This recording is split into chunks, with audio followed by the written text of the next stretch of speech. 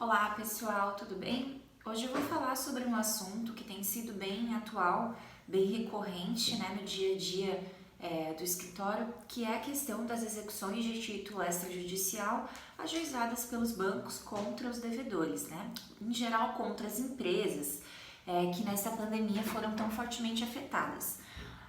Muitas pessoas procuram auxílio querendo saber como resolver esse tipo de situação, Estou sendo processado, eu recebi uma carta, uma intimação, tenho alguns dias para pagar a dívida e eu não tenho esse dinheiro. E procuram orientação de qual a melhor maneira de resolver isso. E é o que eu sempre digo, não existe solução mágica, Se a dívida existe, foi contraída e não foi paga, e existe um processo judicial objetivando a cobrança dessa dívida, nós temos que, dentro desse problema, já existente, achar a solução menos prejudicial ao cliente. Então, o que é preciso ser feito? Quando existe uma dívida com o banco e o banco ajuiza essa execução, a execução é uma ação que ela tramita direto, Você é citado, é intimado a pagar. Se você não pagar, a execução já começa, Os atos expropriatórios, o banco já pode começar a tentar fazer penhora na conta, penhora de bens e começar a pesquisar esses atos executórios, Fazer a investigação da vida patrimonial do devedor. Existe a defesa para ação de execução, que se chama embargos à execução. Só que, via de regra, os embargos à execução, eles não suspendem essa ação principal. Ele tramita paralelo, em apenso a essa ação, mas os atos executórios da ação principal, eles continuam.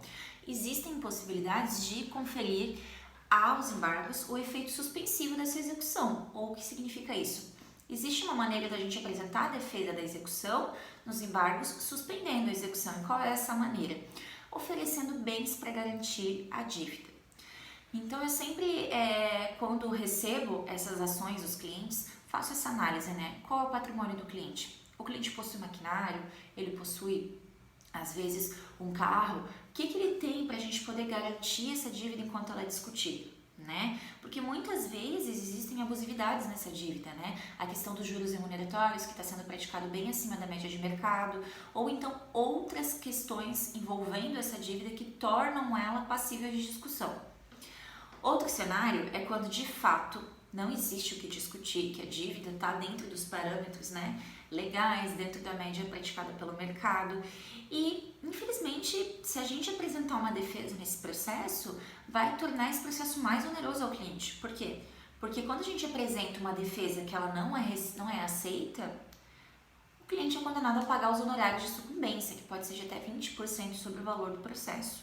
E eu não quero que o cliente saia, com uma dívida maior do que entrou.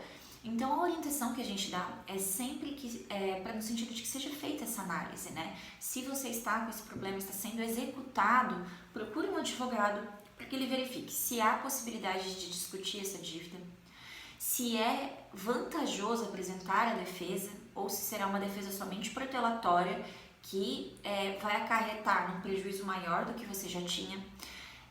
Se você tem bens para garantir essa dívida e suspender a execução, e principalmente organização financeira. Quanto você pode dispor por mês para pagar essa dívida? Essa é a pergunta. Por quê? Porque não adianta deixar esse tipo de processo ativo rolando. Uma hora vai dar problema, eles vão conseguir localizar algum patrimônio seu que vai ser penhorado, seja dinheiro em conta, seja previdência privada, às vezes dos avalistas, que são os donos da empresa, que normalmente assinam como avalista desse contrato. Então, ou até mesmo penhora de equipamentos, O ideal é sempre procurar rediscutir e negociar, Procurar o banco credor e pedir para que seja levado ao banco o seu limite de pagamento mensal, Olha, eu posso pagar R$5.000, eu posso pagar R$3.000, Minha empresa está funcionando, eu estou me restabelecendo depois da pandemia, eu quero pagar. Então, essa é a orientação, procurar fazer um acordo. Mas digamos que não tem contato com o banco não está querendo aceitar nada. Peça para o advogado, que você contratou, para que ele coloque isso no processo, explique as condições financeiras, pega o balanço da empresa, mostra para o juiz, que a empresa realmente teve uma quebra de faturamento.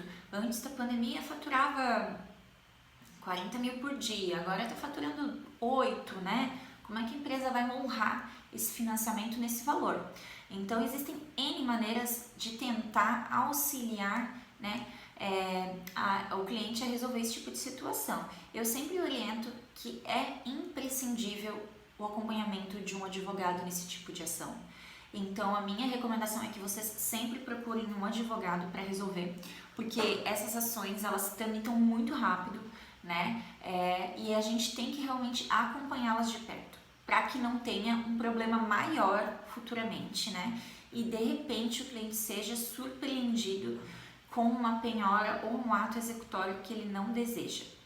Eu espero que eu tenha esclarecido algumas dúvidas e que esse vídeo tenha sido útil para auxiliar alguém que está passando por esse momento difícil.